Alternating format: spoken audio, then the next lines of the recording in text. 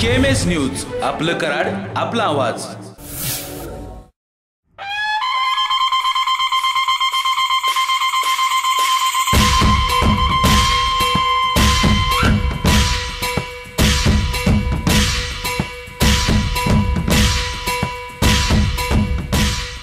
शेतकऱ्यांचे कळवळी, शेतकऱ्यांचा बुलंद आवाज, बळीराजाचं खंबीर नेतृत्व, महाराष्ट्राच्या मातीतला रांगडा देश, बळीराजाच्या न्याय वाक्याची जाणीव. सोनारी शेतकरी संघटनेचा एकच गट्टी, राजू शेट्टी. एकच गट्टी, राजू शेट्टी.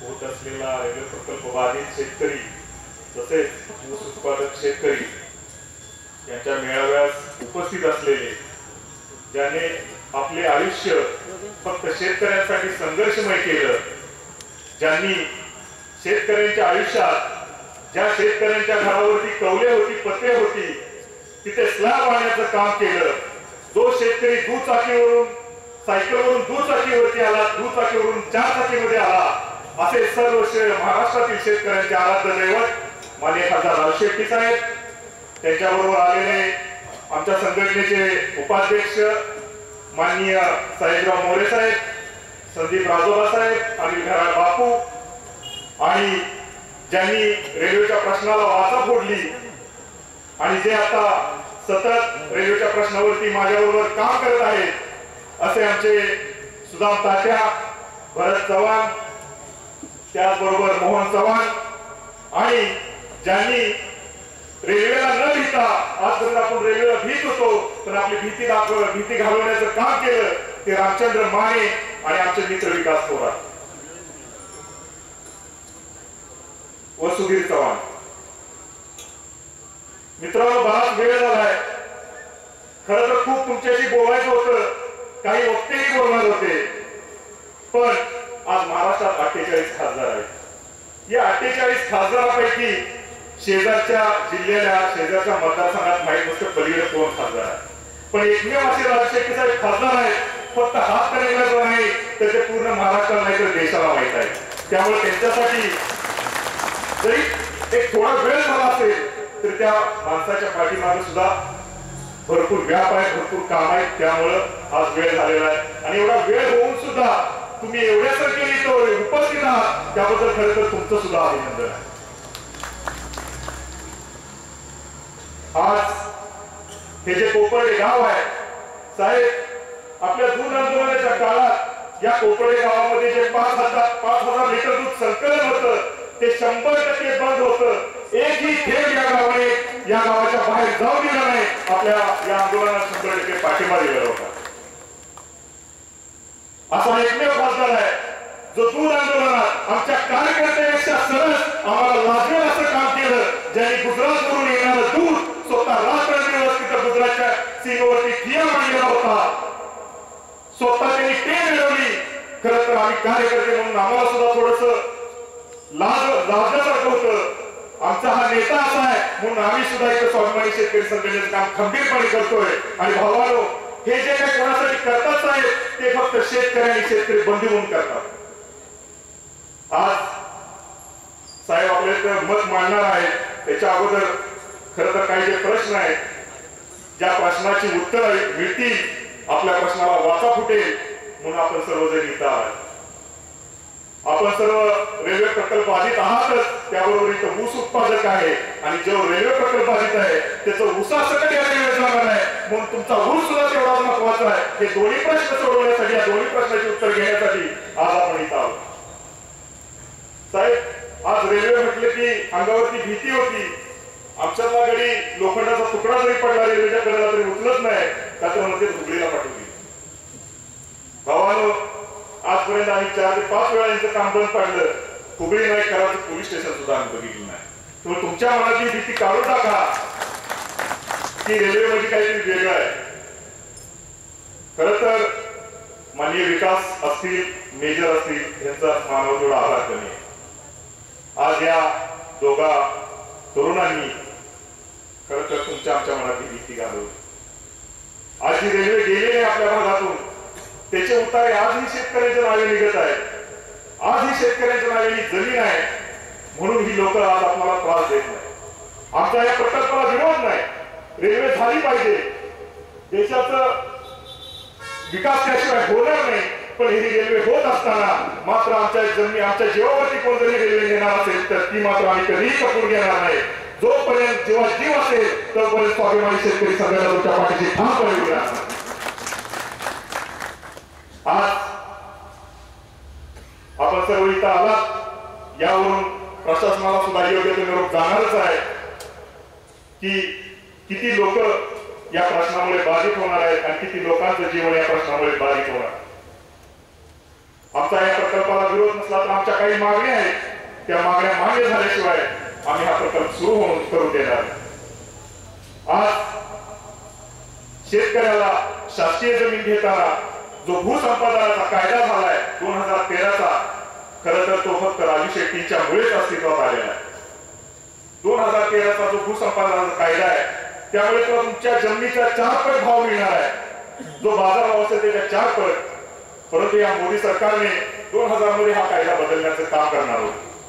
तो कायदा असा प्रमाणे बदलणार होते की कोणत्याही शासकीय कार्यक्रमाला, शासकीय कामाला जर जमीन घ्यायची असेल तर ती शेतकऱ्याला न विचारता संपादित करता येईल. एकमेव खासदार असे होते खासदार राजू शेट्टी साहेब.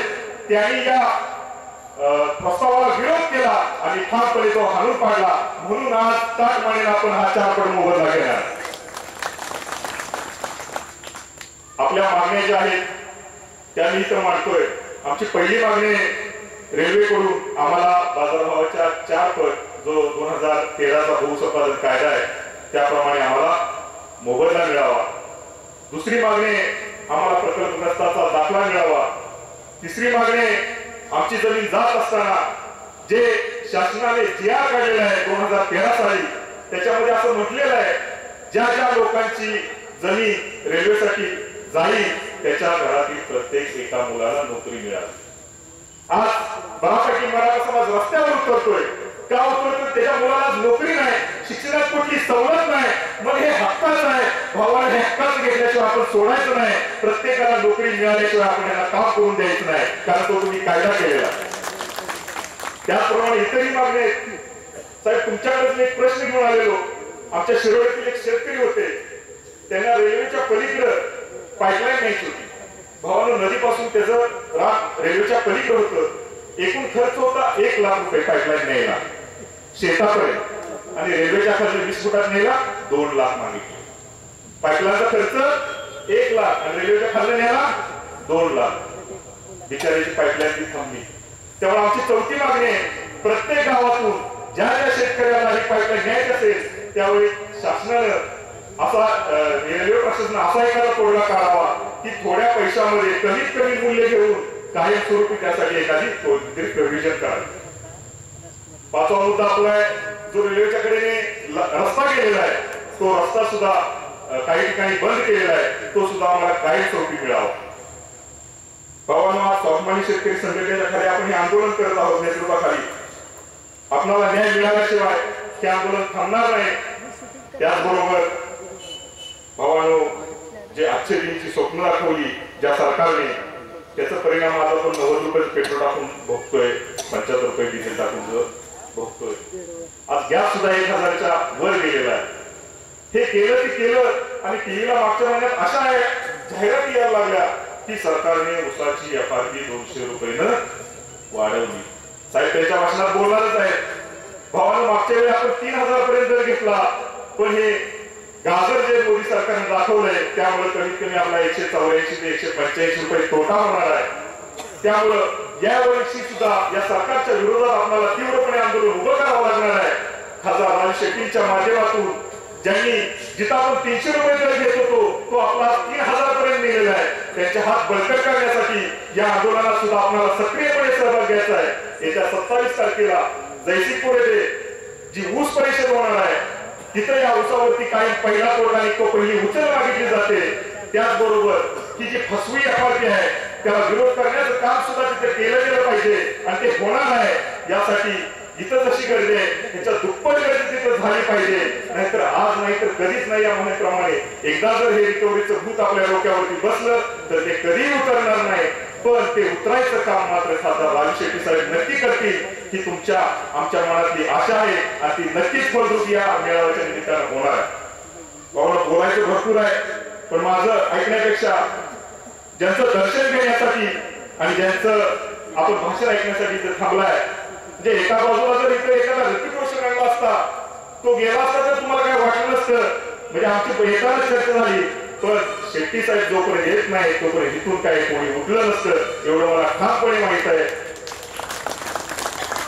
आज बऱ्याच दिवसानंतर कराडमध्ये हा मेळावा होत आहे.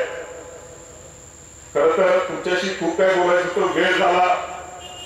कारण तुम्हाला मगाशीच बोललोय, साहेब हे फक्त हातकणंगलेचे खासदार नाहीत, त्याचबरोबर ते पूर्ण महाराष्ट्राचे नाही तर आता देशभराचे खासदार. यावेळी थोडस जास्तीत जास्त सरकारचं प्रेम हातकणंगले मतदारसंघावर राहणार आहे. त्यामुळे मला एक तुम्हाला आव्हान करायचं मित्रांनो, भावांनो, खरं तर साहेब जसे हातकणंगलेचे खासदार आहेत त्याचप्रमाणे आपले सुद्धा खासदार आहेत. आज पूर्ण हे जे इलेक्शनचं वारं चाललेलं आहे, कुठं मशीन मध्ये घोटाळा येतोय, कुठं पैशाचं भरपूर प्रमाणात वाटप होतंय. येणाऱ्या ऊस परिषदेमध्ये आपला जो हक्काचा माणूस आहे त्याला जास्तीत जास्त मदत आपण त्या ऊस परिषदेमध्ये करावी असं मी तुम्हाला आव्हान करतो. कारण त्यांच्यामुळे आज आपल्याला लाखोने जिथं आपण करोडोने शेतकऱ्यांना पैसे मिळाले, जर हा खासदार लोकसभेत असतील तरच आणि तरच तुमचे प्रश्न सुटणार आहेत. त्यामुळे येणाऱ्या आपल्या ऊस परिषदेसाठी 27 तारखेला आपण जास्तीत जास्त संख्येने उभं राहायचं आहे आणि जास्तीत जास्त मदत आपण संघटनेला करायची आहे. एवढं बोलतो आणि ते संपतो. धन्यवाद. संपादनाचा अन्यायकारक निर्णयाच्या विरुद्ध लढा उभा करण्याच्या उद्देशानं, त्याचबरोबर 27 तारखेला होणाऱ्या ऊस परिषदेचं निमंत्रण देण्याच्या उद्देशानं स्वाभिमानी शेतकरी संघटनेच्या वतीनं आयोजित केलेल्या या कार्यक्रमासाठी व्यासपीठावर उपस्थित असणारे तमाम महाराष्ट्रातील कष्टकरी समाजाचे लोकप्रिय खासदार, स्वाभिमानी शेतकरी संघटनेचे संस्थापक आदरणीय राजू शेट्टी साहेब, व्यासपीठावर उपस्थित असणारे या जिल्ह्याचे जिल्हाध्यक्ष सन्मान्य सचिनाबा नलवडे, संदीप राजोबा, ऍडव्होकेट संदीप वकील साहेब, युनुस पटेल, सर्व मान्यवर मंडळी, गावातील सर्व संस्थांचे पदाधिकारी, उपस्थित असणाऱ्या माझ्या शेतकरी भावांनो, माय मावल्यांनो आणि पत्रकार मित्रांनो, आज खऱ्या अर्थानं बघितलं ही ती सातारा जिल्ह्याची भूमी आहे.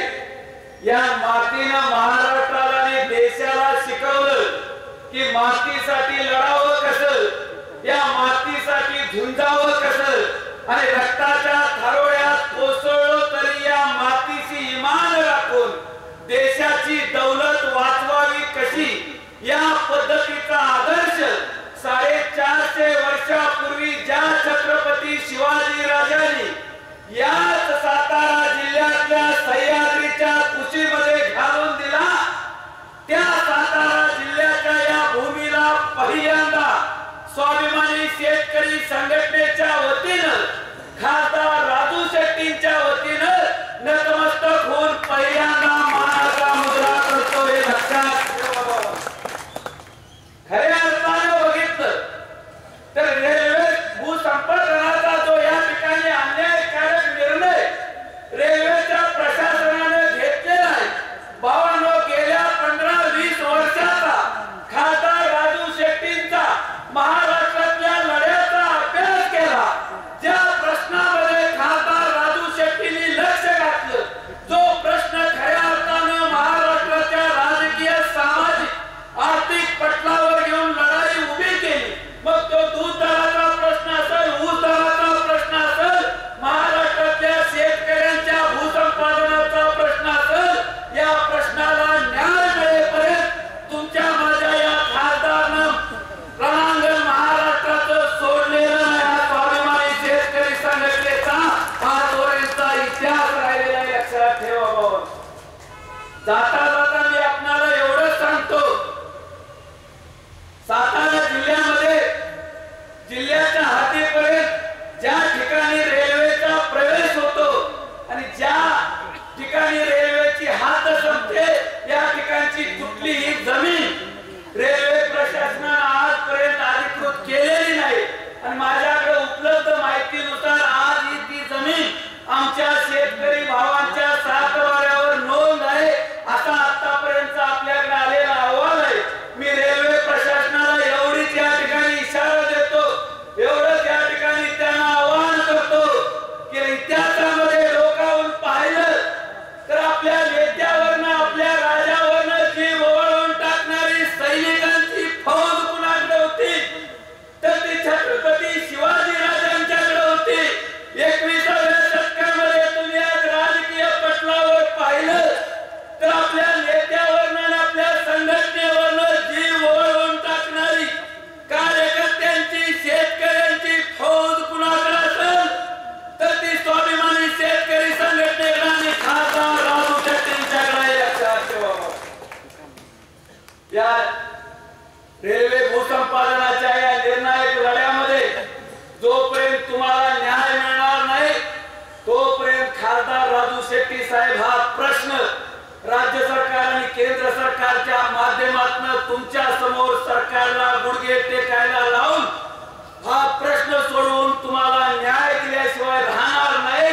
कारण महाराष्ट्रामध्ये राजकारणामध्ये समाजकारणामध्ये नेतृत्व कसं असावं, 21व्या शतकामध्ये राजकारणामध्ये तरुण पिढीने एखाद्याला मानावं, गावगाड्याने एखाद्यावर विश्वास ठेवावा, शेतकऱ्यांना अशा नूतनग्रेनं कुणाकडे पाहावं, याचं सगळं या 43 खासदारांचं आणि देशातल्या 543 खासदारांचं अवलोकन केलं, सगळ्यांचं कारकीर्द तपासून पाहिली तर तुमच्या माझ्या डोळ्यासमोर एकच नाव येतं, ते म्हणजे खासदार राजू शेट्टी. हे लक्षात ठेवा. खऱ्या अर्थानं बघितलं 27 तारखेला होणारी ऊस परिषद ज्या पद्धतीनं आपल्या कष्टकऱ्यांची श्रद्धास्थान असणारी पंढरींची वारकऱ्यांची वारी आहे, त्याच पद्धतीने आपल्या जीवनामध्ये आर्थिक क्रांती आणणारी ही ऊस दर्याची वारी आहे. आणि ज्या पद्धतीनं पंढरीचं विठोबाचं खऱ्या अर्थानं पंढरी आपलं श्रद्धास्थान आहे, त्याच पद्धतीनं जयसिंगपूरचं विक्रमसिंह मैदान हे खऱ्या अर्थानं तुमच्या माझ्या भविष्यातल्या ऊसाच्या दराची खऱ्या अर्थानं निर्णय घेणारी तुमची आमची श्रद्धेची विश्वासाची पंढरी आहे. या 27 तारखेला खऱ्या अर्थानं या भागातनं तुम्ही मोठ्या संख्येनं ऊस परिषदेला यावं आणि या रेल्वेच्या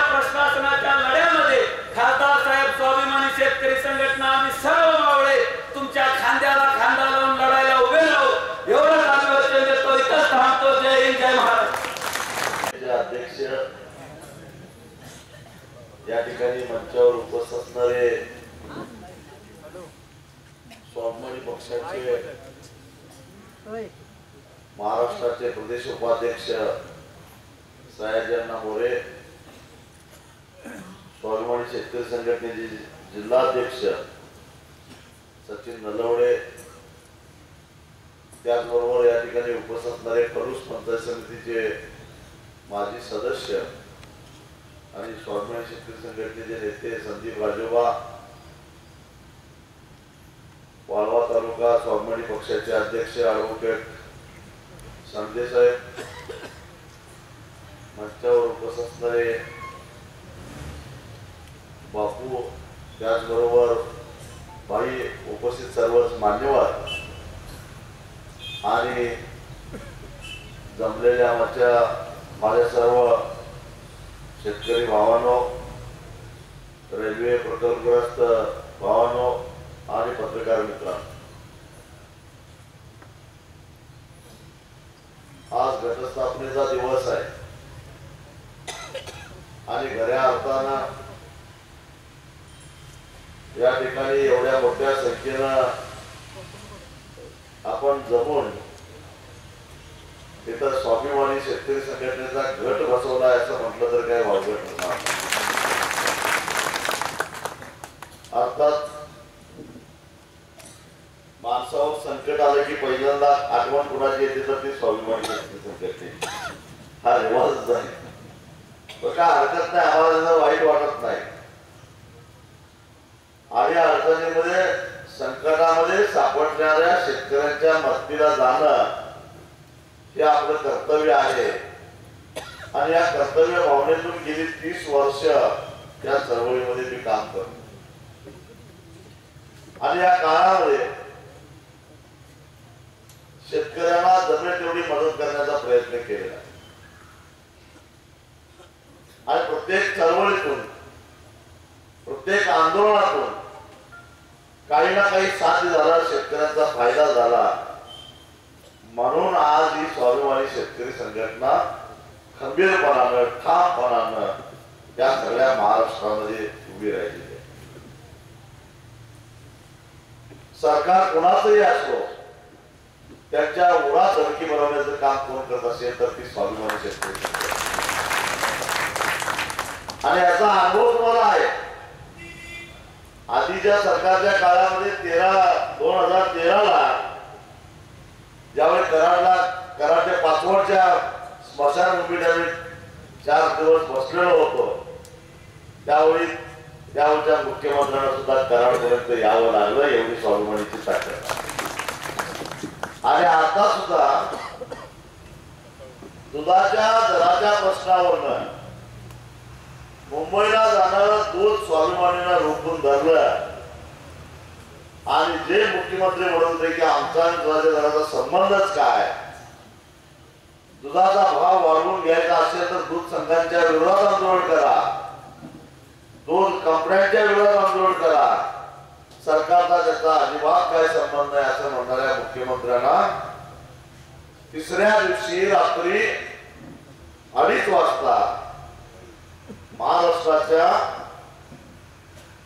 मंत्रिमंडळातील एका ज्येष्ठ मंत्र्याला मला शोधण्यासाठी पालघरच्या जंगलात पाठवावं लागलं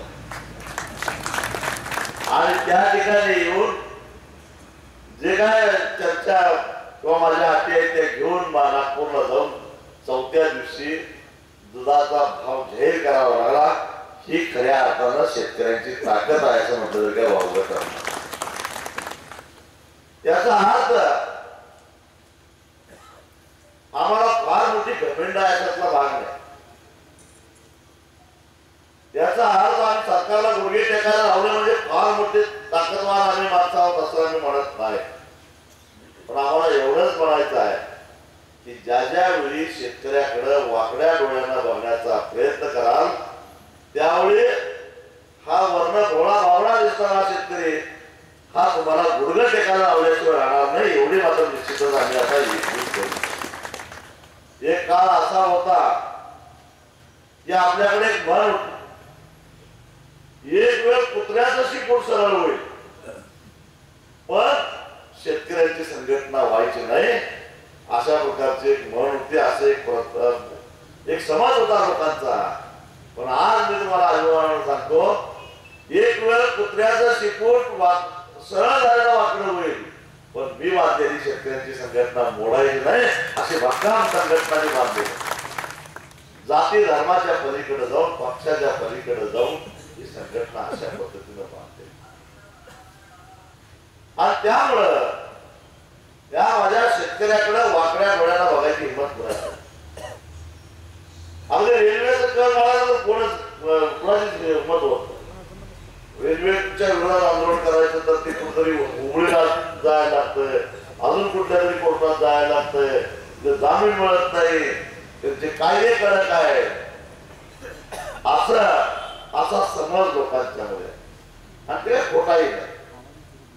पण या रेल्वे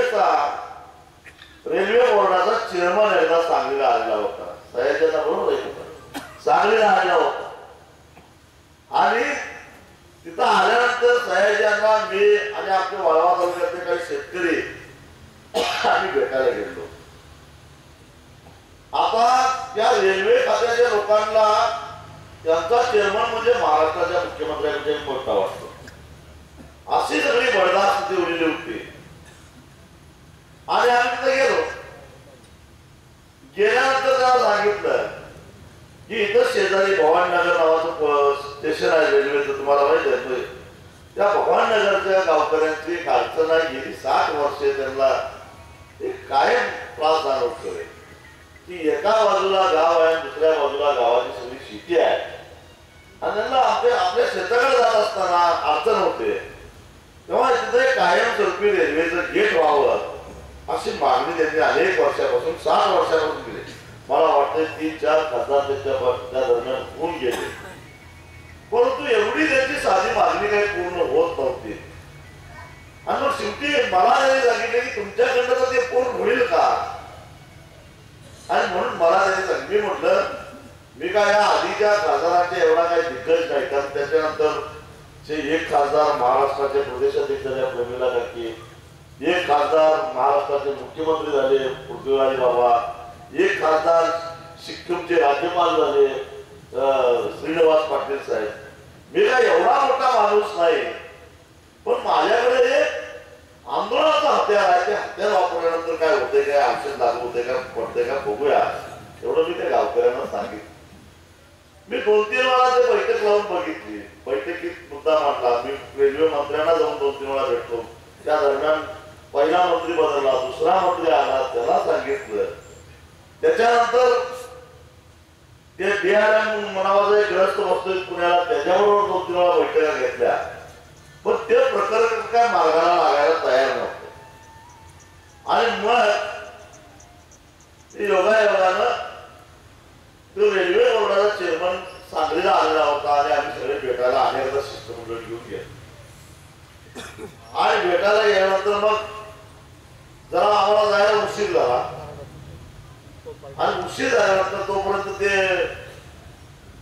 आता या रेल्वे बोर्डाच्या अध्यक्षाची एवढी बडदास्त असते, त्याच्यासाठी 2 डब्याची स्पेशल रेल्वे गाडी येत असते, त्याला घेऊन अख्खी रेल्वे, एक इंजिन आणि 2 डबा, तेवढंच. त्यात तिसरा माणूस पण बसायचा नाही.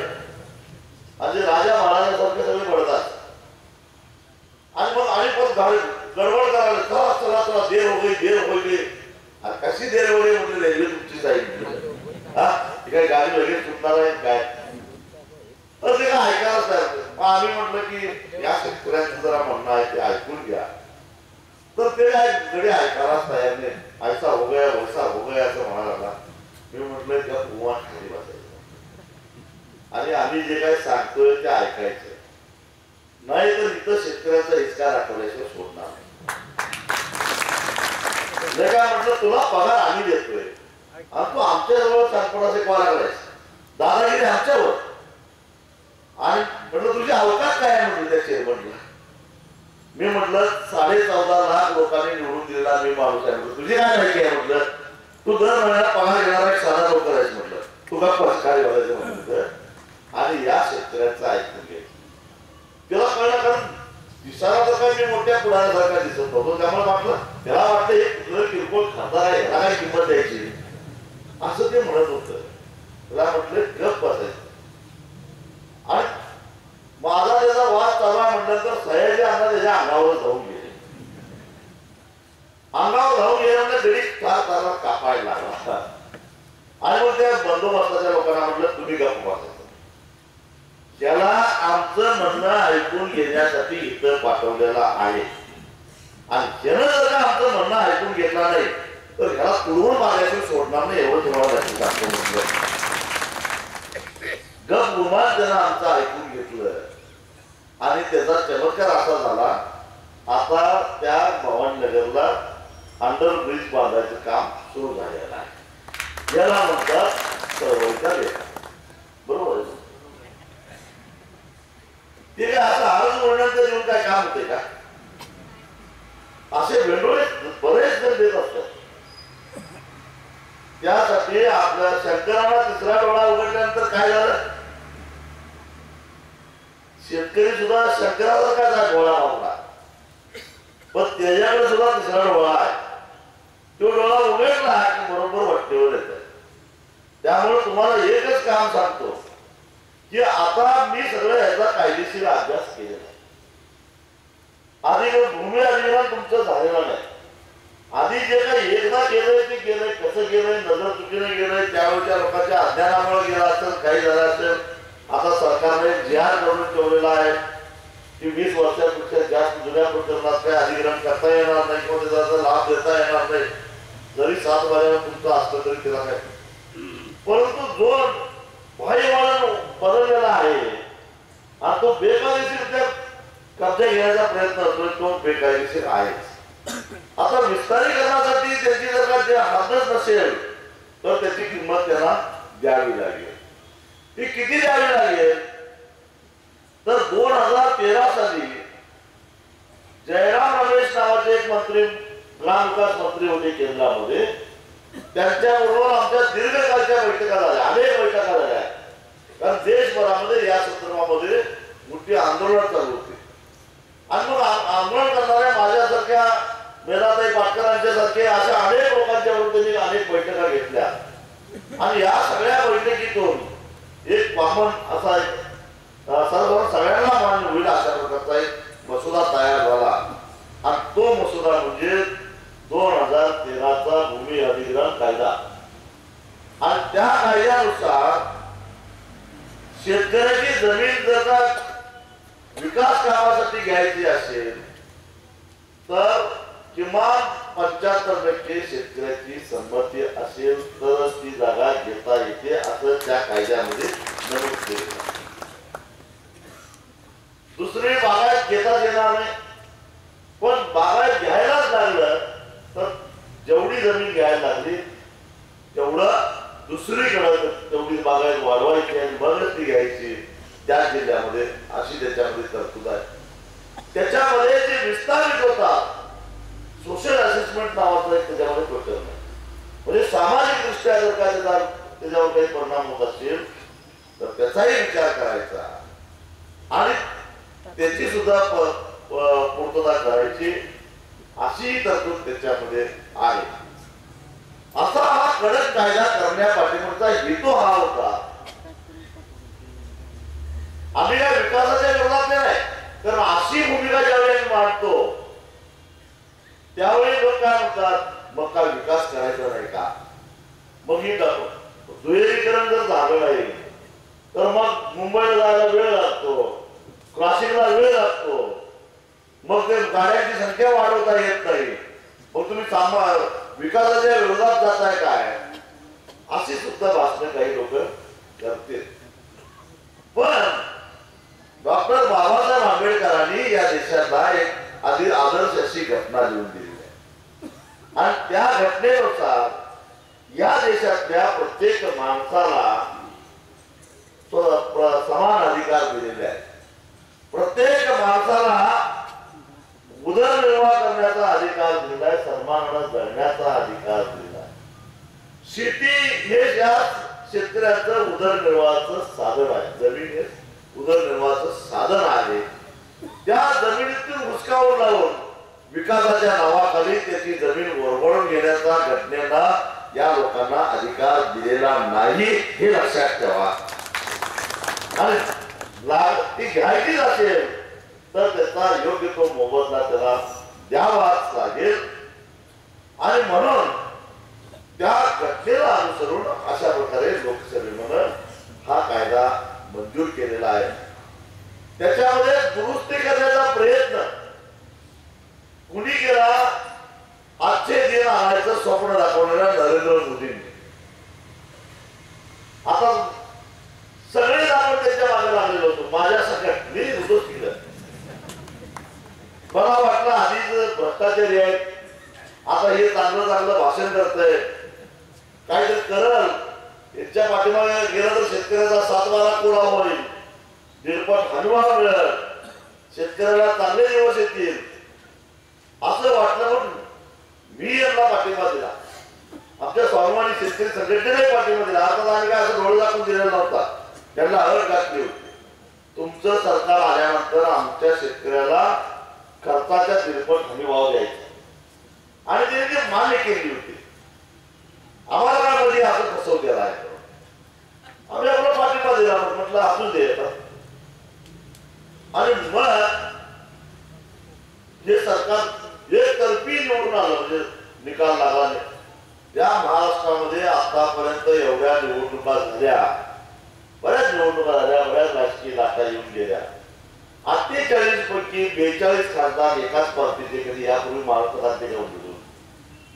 महाराष्ट्रामध्ये राजकीय भूकंप घडवणाऱ्या अनेक लाटा येऊन गेल्या.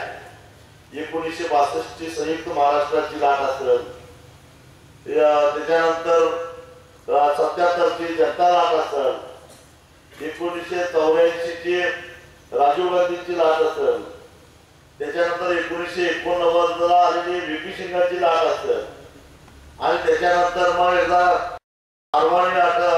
वाजपेयीने काढलेली रथयात्रेची लाट असेल. सगळ्या लाटा येऊन गेल्या. पण एवढी एकतर्फी निवडणूक महाराष्ट्रामध्ये कधीच झालेली नव्हती. एवढी एकतर्फी निवडणूक 48 पैकी मला धरून 42 खासदार या भाजप आणि मित्रपक्षांचे निवडून आले. याचं कारण या महाराष्ट्रातल्या शेतकऱ्यांना असं वाटलं की आता आम्हाला उत्पादन खर्चाच्या 1.5 हमीभाव मिळणार. 100 रुपये खर्च येत असेल तर 150 रुपयाचा आम्हाला भाव मिळणार. आता काय आम्हाला चिंता करायची कारण नाही. म्हणून मोठ्या आशेनं या लोकांनी अशी मतं दिली. म्हणून एवढी एकतर्फी निवडणूक झाली. आणि ती झाल्यानंतर हमीभाव राहिला बाजूलाच. मोदींनी पहिला काय कायदा आणला असेल लोकसभेमध्ये 2014 साली 15 साली, तर या 2013च्या भूमी अधिग्रहण कायद्यात दुरुस्ती करणारा पहिला दुरुस्तीचा कायदा आणला लोकसभेमध्ये. तो आल्यानंतर माझं चित्त खवळलं. हे काय म्हटलं, आजचे दिन राहिलं बाजूला, रोजचे दिन आले का आमच्या वाटण्यावर. आणि त्यावेळी मी त्यांच्या आघाडीत होतो तरी सुद्धा त्याच्या विरोधामध्ये, म्हणजे त्या काळामध्ये मोदींच्या विरोधामध्ये बोलायची कुणाची सुद्धा हिंमत होत नव्हती. त्या काळामध्ये त्यांनी मांडलेल्या या भूमी अधिग्रहण विधेयकाच्या विरोधातला नापसंतीचा ठराव, म्हणजे तुम्ही आणलेला हा कायदा आम्हाला मान्य नाही अशा अर्थाचा, त्याला डिसअप्रुव्हल मोशन म्हणतात, असा नापसंतीचा ठराव मी पार्लमेंटमध्ये आणला. आणि तो मांडत असताना मोदींच्या नजरेला नजर देऊन सांगितलं की शेतकऱ्याच्या जमिनी हिरावून घेण्याचा प्रयत्न कराल तर या रक्ताचे 5 वाटतील, पण 1 इंच सुद्धा जमीन माझा शेतकरी तुम्हाला देणार नाही असं बोललो. आणि मग अशा पद्धतीने विरोध करायला सुरुवात केल्यानंतर मग झोपलेली काँग्रेस जागी झाली, मग खडबडून सगळे जागे झाले, बारीक सारीक सगळे पक्ष जागे झाले आणि सगळ्यांनी विरोध करायला सुरुवात केली. पण लोकसभेमध्ये त्यांचं 5वी बहुमत होतं. ते कायदा बहुमताच्या जवळ पास करू शकले असते, पण जो कारवा ज्यावेळी उठला, जो विरोध व्हायला लागला, तो विरोध बघितल्यानंतर तो कायदा पास करायची हिंमत मोदी सरकारची झाली नाही. त्याच्यावर विचार करण्यासाठी मग संयुक्त संसदीय समिती नेमली गेली. आणि त्या संयुक्त संसदीय समिती समोर जाऊन पुन्हा आणि मी शेतकऱ्यांची बाजू त्या ठिकाणी मांडली आणि सांगितलं की हे आम्ही होऊन देणार नाही. आणि आज अखेर सरकारला त्या कायद्यामध्ये दुरुस्ती करता आलेली नाही. हा शेतकऱ्याचा पहिला विजय आहे लक्षात. त्यामुळं 2013च्या कायद्यानुसार आपल्या बाजूला कायदा भक्कमपणानं उभा आहे. आपल्याला द्यायचं काय कारण. आता आपल्या अज्ञानाचा फायदा घेऊन जर का असंच येऊन राहणार घुसत असतील, मोजमाप करत असतील, शिवा रवत असतील, दगड रवत असतील, तर मग हातात रुग्ण घ्यायला काय हरकत नाही. फिरवून लावा त्यांना काय व्हायचं होतं म्हणजे काय थोडंफार गुन्हे दाखल करतील. आता जमीन वाचवण्यासाठी एवढं करावं लागेल लक्षात घ्या. थोडंफार अजून काही कर्म घालतील काय आता कर्म कुठली लावायची राहिली. आमच्या विरोधात सगळी घालून राहिले. तुमच्या कराडच्या इथल्या आंदोलनामध्ये त्यावेळी माझ्यावर 32 केसेस लावल्या हो. 1 2 नाही 32. अजून मी कराडच्या कोर्टामध्ये हेरपाटी करतोय. शेवटी कोर्टाला दया आली. त्यांनी मला वाटतं 14 का 15 काढून टाकले. हा कोर्टाला दया आली. सांगितलं एकदा या जागी या आणि मग हळूहळू ती 14 जास्ती काढून टाकली. पण अजून भविष्य आहे का. एक दरोड्याचा गुन्हा आहे माझ्यावर. एक हात मारण्याचा गुन्हा आहे. दरोड्याचा गुन्हा काय तर ते रस्त्यावर आता रस्ता रोका आपला चालू होता. योगायोगानं दुधाचं एक गाडी आली आणि ती गाडी हरवल्यानंतर त्यातल्या सगळ्या दुधाच्या पिशव्या इकडे तिकडे फेकणारच की. लोकांनी फेकल्या असतील तर त्या चोरल्या म्हणून आमच्यावर गुन्हा असेल झाला. दुधाच्या पिशव्या चोरणारी माणसं आली आहे. काय फरक पडत. असे खोटे नाटे याच्या आधी 2011ला असं अजून एक आंदोलन झालं होतं. त्याच्या आजच्या वर्षी 2012ला त्यावेळी कोल्हापूरला एक आंदोलन झालं. त्या आंदोलनामध्ये म्हणजे खरं तर ते आंदोलन आई दिवाळी दिवशी मला तिकडं इंदापूरला पोलिसांनी अटक केली. पहाटे म्हणजे बाकी सगळा महाराष्ट्र पहाटेचा दिवाळीचं स्नान करतो. तर मला पोलिसांनी रात्री 3:30 वाजता ताब्यात घेतलं. आम्ही तिकडे हर्षवर्धन पाटील त्यावेळी राज्याचे सहकार मंत्री होते. त्यांच्या कारखान्याच्या समोर पैसे मागायला धरणं धरून बसलो होतो. आणि दिवाळी काही साजरा करून देत नाही म्हणून आम्हाला रात्री 3:30 वाजता ताब्यात घेतलं. आणि मग मी नेमकं कुठे नेलं काय केलं पत्ता लागत नाही म्हटल्यानंतर लोकांनी मोठ्या संख्येनं रस्त्यावर उतरून रस्ता रोखून केला. आणि त्यातच आपले 2 शेतकरी मारले गेले. आपला वसगड्याचा चंद्रकांत नरवडे आणि पुंडलिक कोकाटे आपला इंदापूरचा. आणि मला त्यावेळी 12 येरवडे जेलमध्ये ठेवलेलं होतं. आणि मग अशा पद्धतीनं मला अटक केली म्हणून कोल्हापूरच्या लोकांनी तिथं हायवे रोखलेला होता. तिथं मोठा जवळजवळ 25-30 हजार शेतकरी आलेले होते. त्यात मोठं रणकंदन झालं, लाठीमार झाला, दगडफेक झाली.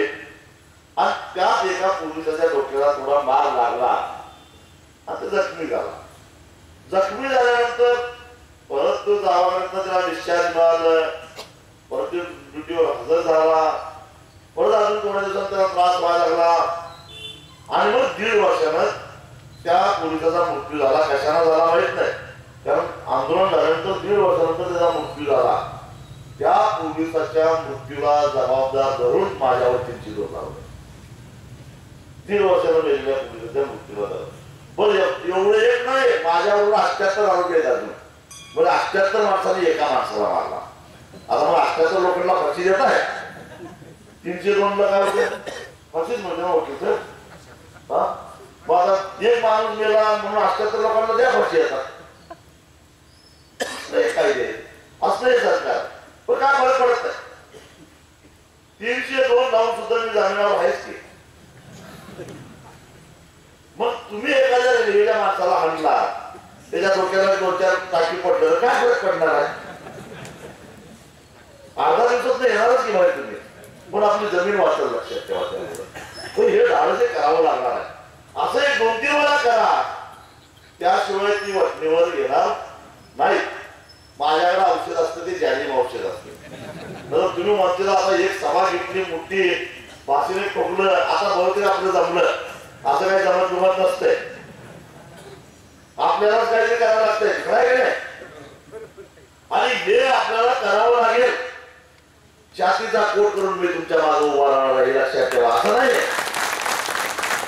मी काय तुम्हाला फक्त करा म्हणून सांगत नाही तुम्हाला उघड्यावर वळून देणार नाही इथं यायला उशीर का झाला माहितीये दूध आंदोलन झालं जुलैमध्ये आणि त्यावेळी वाहनाची नासधूस करणाऱ्या शेतकऱ्यांना आता अटक केली पोलिसांनी आणि त्यांना जेलमध्ये मी भेटायला घेतो त्यामुळे इथे यायला उशीर झाला म्हणजे मी त्यांना सांगितलं की 2 दिवसात तुम्हाला बाहेर काढतो सुद्धा करणार त्यात एक डॉक्टर आहे एक प्राध्यापक आहे म्हणजे जेलमध्ये गेला आणि एक पत्रकार मग पत्रकारालाही जोडलेलं आहे म्हणजे जे जे कोणी इच्छित का आता तर त्यांचा कार्यक्रमच आहे तुम्ही सावध राहा आता नवीन आलाय तुम्ही स्वाभिमानीचा इच्छित काय म्हटल्यानंतर कधी तुमच्यावर कुठली खोटी केस होईल काय सांगता येत नाही भीती घालत नाही तुम्हाला पण ह्या लोकांना असं वाटतंय की खोट्या नाट्या केसेस करून लोकांना भीती घातल्याशिवाय लोक घाबरत नाहीत आणि आपल्याला राज्य करता येत नाही मी तुम्हाला सांगतो अस्वराला कधी केसाचं वजन लागतं का लागतं मग आम्हाला किती केसेस घालाय काय आम्हाला वजन लागणार आहे काही फरक पडणार नाही पण एकच सांगतो की जेवढ्या केसेस घालाल तेवढ्या लवकर त्यांचं राज्य घालवण्याचे सोडणार नाही हे सरकारला घालावं लक्षात ठेवावं जबरदस्तीनं तर तुम्हाला जमीन देणारच नाही शेतकऱ्याची धडकी बांधून विकासाचे मनोरे आम्ही तुम्हाला बांधून देणार नाही आमचा विकासाला विरोध नाही पण ज्याच्या जमिनीवर तो विकास होतोय त्याचा पहिल्यांदा का असेल ते मुआवजा द्या त्याला भरपाई द्या आणि मग तुम्हाला काय करायचा ते विकास करा नाहीतर असं शेतकऱ्याला मारून जर तुम्ही त्याच्या जमिनी वरवाढून घेणार असाल तर ही स्वाभिमानी शेतकरी संघटना मुकाट्यानं हे सहन करणार नाही हे रेल्वे खात्याच्या अधिकाऱ्यांनी सुद्धा लक्षात ठेवा कारण लढाई कुठं आहे लढाई आपल्या अंगणात आहे शिवाजी महाराजांनी आपल्याला काय शिकवलं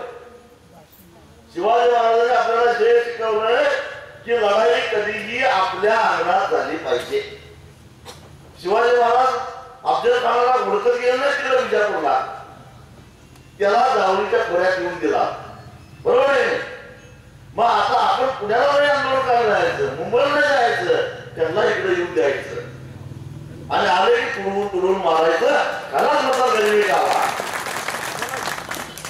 नाही तर मग आमचं जे काय असेल ते रीतसर काय असेल तर कायदा काय सांगतो कायदा हे सांगतो की जर का विकास कामासाठी शेतकऱ्याची जमीन घेण्याचा प्रसंग आला तर जो काय बाजारभाव असेल सरकारचा दर किंवा बाजारभाव असा आहे सरकारचा दर किंवा बाजारभाव यातली जो आकडा मोठा असेल जी रक्कम जास्त असेल त्याच्या 5 पट 4 पट शेतकऱ्याला देण्यात यावं आणि वेळ प्रसंग बघून परिस्थिती बघून 1 पट वाढवण्याचा अधिकार जिल्हाधिकाऱ्यांना दिलेला आहे 4 पट तर द्यायलाच पाहिजे पण जिल्हाधिकारी स्वतःच्या अधिकारामध्ये अजून 1 पट वाढवू शकतात असं कायदा सांगतो बाजारभाव कशावर ठरवायचं बाजारभाव म्हणजे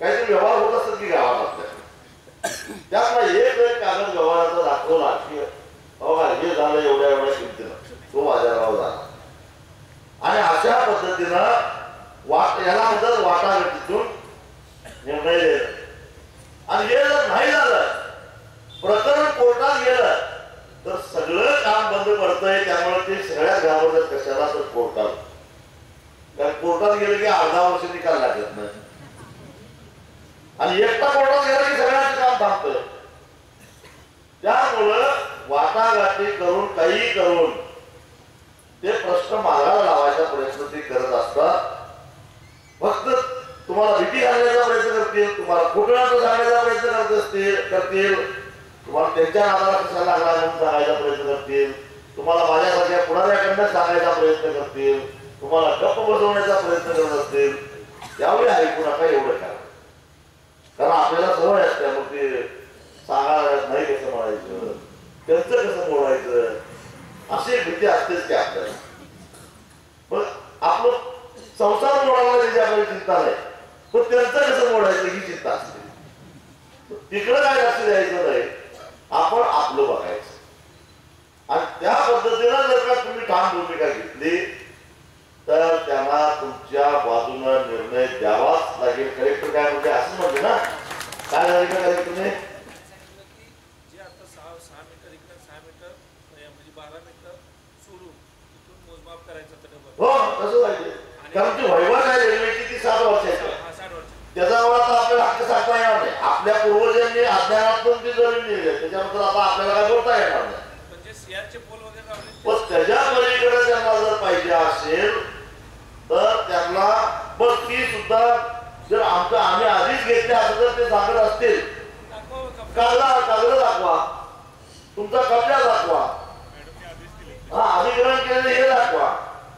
ते जर दाखवता येत नसेल तर पुन्हा नवीन अधिग्रहण करा किंवा नवीन वाटाघाटी करा, असं कायदा स्पष्ट सांगतोय. त्यामुळं कायदा तुमच्या बाजूनं असल्यामुळं तुम्हाला चिंता करायचं काही कारण नाही. आणि त्यामुळं रेल्वे खात्याला तुम्हाला पैसे द्यायला लागतील. आता रेल्वे खात्याची चिंता करू नका, कृपा करून. एवढं सरकार कुठनं पैसे आणणार, कसं आणणार, आपल्याला दुसऱ्याची काळजी जास्त असते. मी ज्यावेळी उसाचा दर मागतोय त्यावेळी मला म्हणतात अहो ते कारखान्याला परवडलं पाहिजे. आणि तुझं बघ की पहिल्यांदा कारखान्याचं कसं बघायला. तेव्हा आपल्याला ते रेल्वेला परवडणार का नाही परवडणार की त्यांचं ते बघते. तिकीटात अहो एक पैसा वाढवला तर किती पैसे झाले तिकीटात. त्यांनी खासगीकरणातून करायला लागल्या. ते काय साधू संत आहेत काय खासगी कॉन्ट्रॅक्टर व्यापारी, ते काय करतात, ते जेवढं घालतात त्याच्या दसपट त्यांच्याकडे काढून घेतात. त्यामुळे ते काय विचार करतेच काय याचं एवढं कसं परवडायचं, रेल्वेला याला कसं परवडायचं, व्याज किती झालं. आता हायवेचं 6 व्हायला लागलेलं आहे, ते खासगीकरणातच व्हायला लागले ना. मग ती कोण घाललं, कुठली तरी कंपनी घालला आणि ती काढणार कसं, अडवळ आणि काय की आपलं ते दाखलं टाकायचं आणि वसूल करायचं. त्यावेळी कोण विचार करते काय की आपण पैसे या कॉन्ट्रॅक्टरनं पैसे घातलं किती, गोळा किती झाला आणि तुझा मग हिशेब किती झाला, कुठे काही करत नाही, चालूच असतं. आणि कोर्टी मध्ये अजून 20 वर्ष गोळा करा. एक्सप्रेस वेचा निकाल दिला म्हणजे आता हे तर एक वेगळंच प्रकरण आहे. तुम्हाला मी सांगतो, आपण रस्त्यावरनं वाहन चालवणारे लोक 3 वेळा पैसे देतोय रस्ता वापरल्याबद्दल. ते तुम्हाला माहिती आहे का? 3 वेळा. पहिल्यांदा देतोय कधी, ज्यावेळी आपण वाहन खरेदी करतोय त्यावेळी रोड टॅक्सच्या नावाखाली सरकार आपल्याकडनं आरटीओ पैसे वसूल करतोय. का तर सरकारनं रस्ते केलेले आहेत स्वतःच्या खर्चानं, त्या रस्त्यावरनं तुमची वाहनं फिरणार म्हणून त्याचा टॅक्स म्हणून गाडी खरेदी करत असताना मग ती 2 चाकी असू दे की 4 चाकी असू दे किंवा 10 चाकी असू दे, त्याच्यावर रोड टॅक्स आधी ते वर्षाला घेत होते, आता 1 टाइम टॅक्स झाला. 14 वर्षाचा काहीतरी घ्यायचं झालं, ते घ्यायचं भरायचं. ते घेतलं तुम्ही, गाडी नवीन आणली शोरूम मधनं, आता जाताना घराकडे जाताना जर ती काय कंपनी काय टाकी फुट करून देत नाही, पंपावर गेला की दुसरा टॅक्स सुरू झाला, डिझेलवरचा, पेट्रोलवरचा.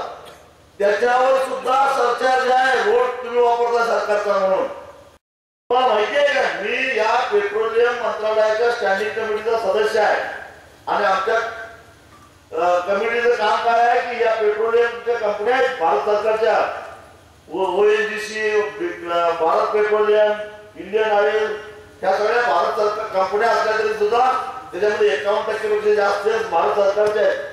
आणि त्यामुळे या कंपन्या नीट काम करतात का नाही त्याचा हिशेब तपासायचं काम आमच्या कमिटीकडे असतं. आणि याचा हिशेब तपासल्यानंतर माझ्या लक्षात आलं की 1 लिटर पेट्रोल तयार करायचा खर्च आहे फक्त 30 रुपये आणि आता दर किती आहे 90 रुपये 92.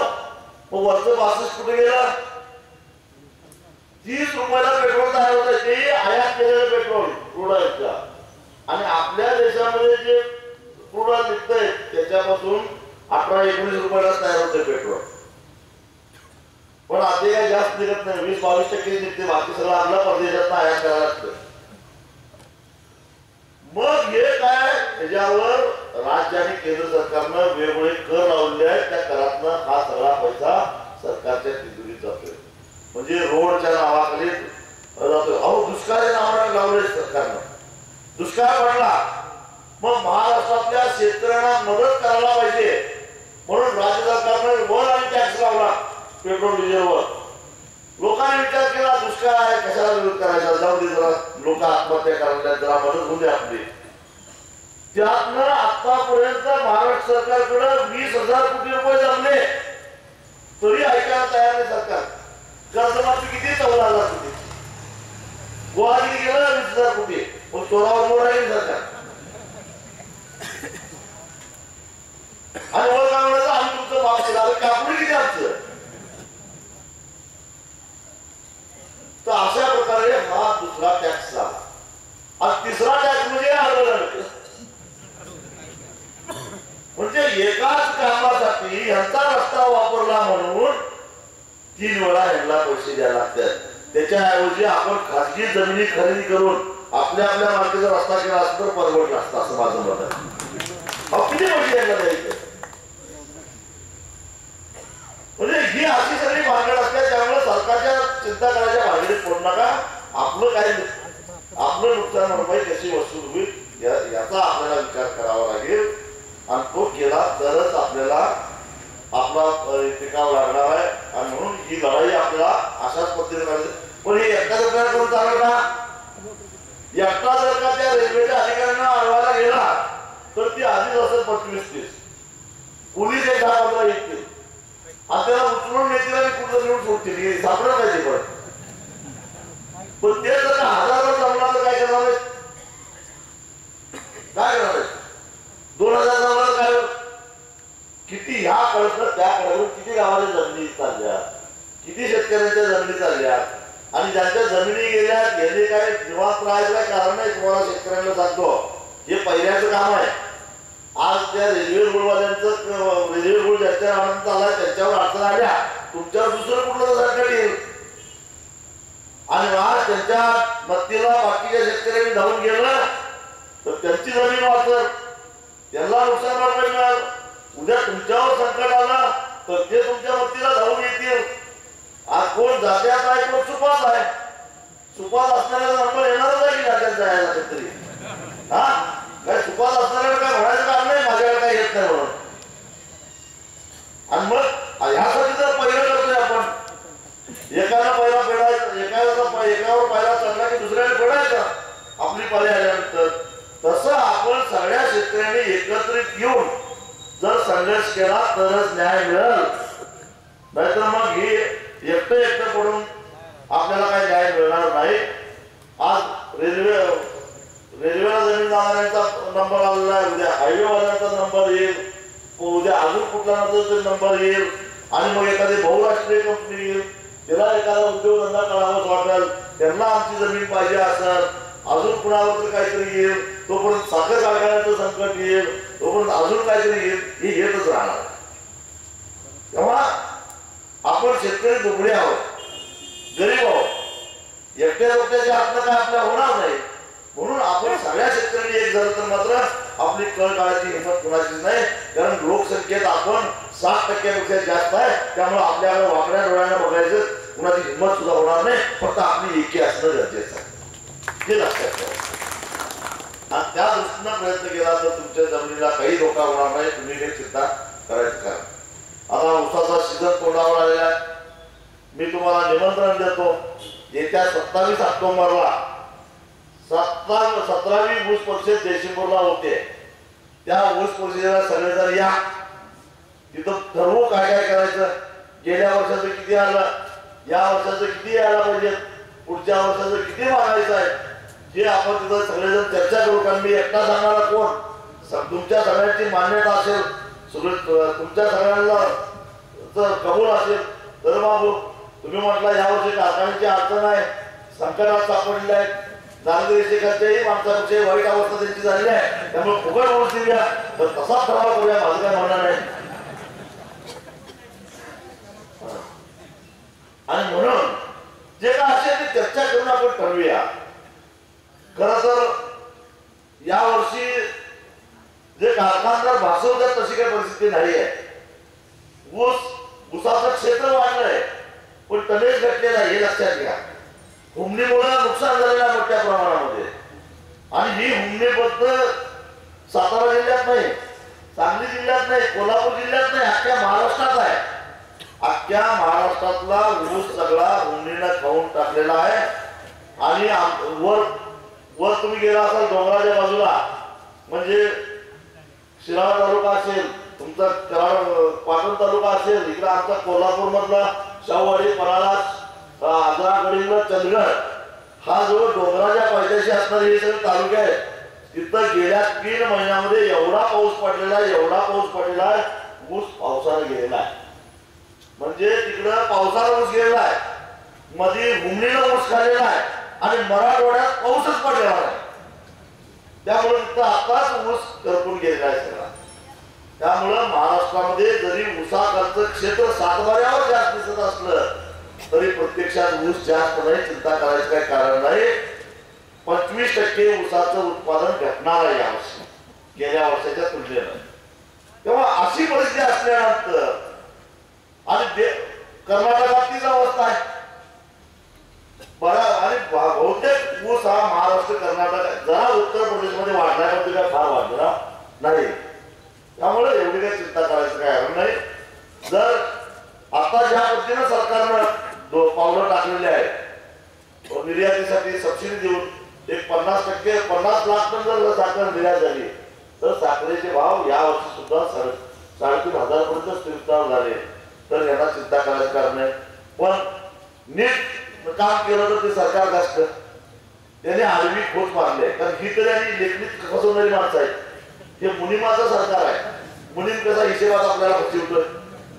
जुन्या हिंदी चित्रपटात जीवन नावाचा एक नट होता, तो मुनिमाची भूमिका चांगली करायची बघितलं नाही, बरोबर फसवायचा. जमीनदाराचा मुनीम असायचा आणि तिकडं शेतकरी कुळं आली हिशेब घेऊन तर ते बरोबर मोजायचं, हिशेबात काळाकोळ करून त्याला फसवायचं. हेच काम त्या जीवनचं असायचं. तसं या सरकारनं सुद्धा बरोबर तुम्हाला हिशेबात फसवलेला आहे. कदाचित कोणीतरी येऊन सांगितलं असेल तुम्हाला या वर्षी आमच्या सरकारनं FRP मध्ये 200 रुपयाची वाढ केलेली आहे आणि हा ऐतिहासिक निर्णय आहे असं म्हटलं का कोणी? भाषण केलं असेल कोणतरी, केलं काय? 200 रुपये वाढ झाली. गेल्या वर्षी FRP 2550 होती, या वर्षी 2750 झाली. 200 रुपये वाढली करायला तुम्ही खुश झाला असाल. पण इकडे 200 रुपये वाढले आणि हळू दुसऱ्या बाजूला काढून घेतलंय ते तुम्हाला माहित आहे काय? माहित नाही. पूर्वी FRP कमीत कमी कितीला असायची? 9.5% असायची. गेल्या वर्षाची FRP 9.5% होती. 9.5%ला 2550, वर्षा प्रत्येक 1%ला 268. बरोबर आहे काय? मग 268 चे उत्तर कसं आलं? 2550 भागिले 9.5. त्याचं उत्तर येते 268. कॅल्क्युलेटरवर काढून बघा त्या काढून. मग या वर्षी FRP किती झाली? नुकसान किती झाला? पहिला 9.5चं 10 केल्यामुळं 289च्या अर्ध म्हणजे 144 रुपये 50 पैसे नुकसान झालं. आणि प्रत्येक 1%ला 14 रुपये म्हणजे 3% झालं 42 रुपये. 144 रुपये 50 पैसे अधिक 42 186 रुपये 50 पैसे एवढं तुमचं नुकसान झालं. वाढवलं किती? 200. कमी किती झालं? 186 रुपये 50 पैसे. वाढलं किती? 13.5 रुपये. हिशेबात फसवलं. आणि काय झालं? आम्ही तुमचं 200 वाढवलं. मग याला मुनिमाचं सरकार नाही म्हणायचं, कसलं म्हणायचं? आता गेल्या वर्षी डिझेल, जरा घरात जावा, गेल्या वर्षीच्या ऑक्टोबरच्या डिझेलच्या पावत्या काढून बघा आणि आजच्या डिझेलच्या पावत्या काढून बघा. माझ्या माहितीप्रमाणे गेल्या वर्षी डिझेलच्या पावत्या काढला तर तुम्हाला 60-62 रुपये डिझेल होतं गेल्या वर्षी. आता किती आहे?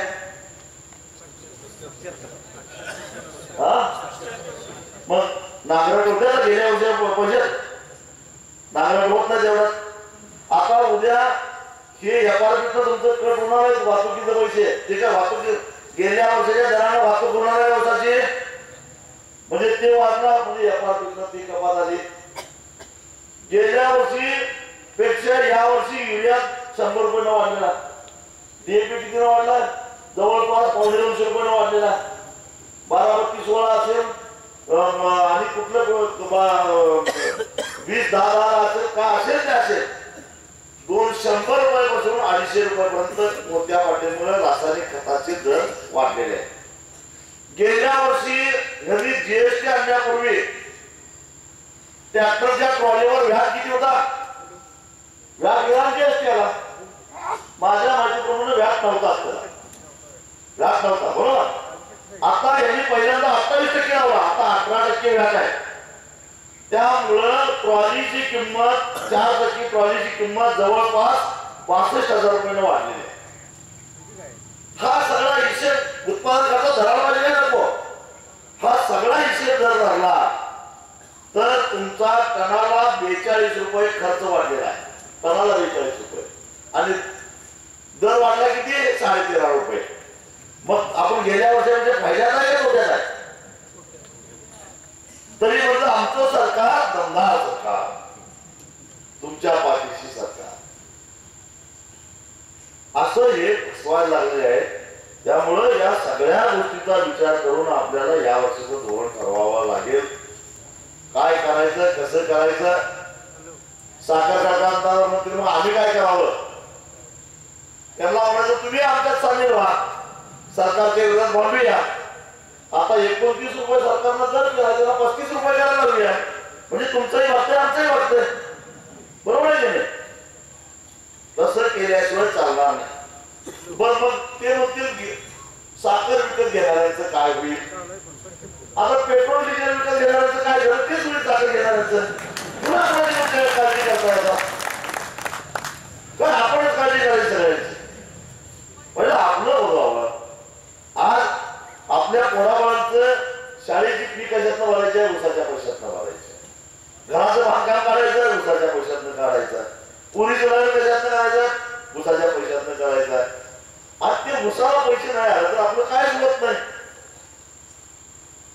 हे सगळं आपलं जीवन जगणं मरणं सगळं उसाच्या पैशावर असल्यामुळं त्यातनं आम्हाला आता आम्ही हिशेबात 1 रुपया सुद्धा कमी घेणार नाही. ही आपली ठाम भूमिका कुठेतरी ठेवायला पाहिजे. पण ते उगाच आपलं कराडात बसून बोलून चालणार नाही. त्यासाठी लाखाच्या संख्येनं जयसिंगपूरला येणं गरजेचं आहे. आणि तिथं एकाच आवाजात सरकारी पुढ्या म्हणजे सरकारची पिवडी देण्याशिवाय राहणार नाही. आणि मग आपण आपलं आंदोलन न करता सुद्धा मिळतंय. 17 वर्षे हेच आपण केलं. पहिली ऊस परिषद घेतली मी 2002 साली. त्यावेळी ऊसाची एसएलपी होती 460 रुपये. त्यावेळी एसएलपी होती बाजूला. आम्ही मागितलं 750 रुपये आणि 750 रुपये घेतलं त्या वर्षी. म्हणजे 460 रुपयापासून आज 3031 रुपयेपर्यंत आपण आलो. हा प्रवास 17 वर्षाचा आहे आपल्या या ऊसाच्या आंदोलनाचा. आणि त्यामुळं हा आपली एकजूट हे त्याच्यामध्ये फक्त यशाचं गमक आहे. आणि ही एकजूट दाखवण्यासाठी एकदाच यायचं वाघ सारखं कुत्र्यासारखं सारखं मुकत राहतो का वाघ एकदाच सरकार फोडतो. तसं आपण एकदाच जयसिंगपूरला मोठ्या संख्येनं जमायचं आणि एक सरकारी फोडायची आपण सगळं जमून जातंय. त्यासाठी मोठ्या संख्येनं तुम्ही जयसिंगपूरला 27 तारखेला या एवढं निमंत्रण देतो आणि इथंच सांगतो. धन्यवाद. शेट्टी साहेबांचे विचार ऐकले त्याबद्दल मी अगोदर सर्वांचे स्वागत केलेलं राहिले आहे ते स्वागतही करतो आणि आभारी मानतो. तसेच आज महाराष्ट्राचे शेतकऱ्यांचे दैवत असणारे शेट्टी साहेब आज आपल्या कार्यक्रमात आवर्जून उपस्थित राहिले, आपल्याला मार्गदर्शन केलं त्याबद्दल मी त्यांचे आणि त्यांचे सर्व सहकारी यांचे मनपूर्वक आभार मानतो आणि कार्यक्रम संपला असे जाहीर करतो. KMS न्यूज, आपलं कराड, आपला आवाज.